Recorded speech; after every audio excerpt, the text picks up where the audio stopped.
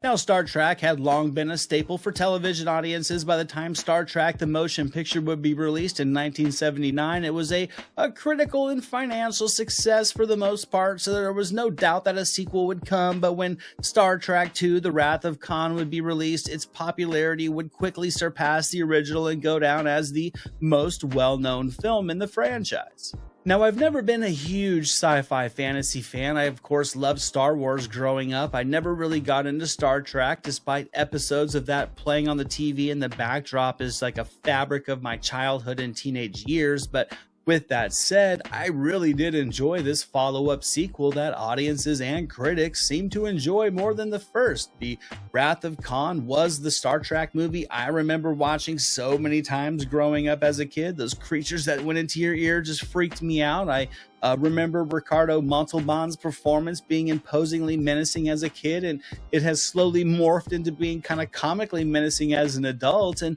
overall, I just enjoyed this adventure. I think the stakes that were on the line really give the plot a hard-hitting set of ramifications that kind of completely locked me in as a kid, really. The Wrath of Khan has all the familiar faces in place. It counters this with a world-class villain in Khan. It just makes this sci-fi adventure a complete package. The movie never turned me into a Trekkie, but it is my favorite movie in the Shatner-Nimoy film series.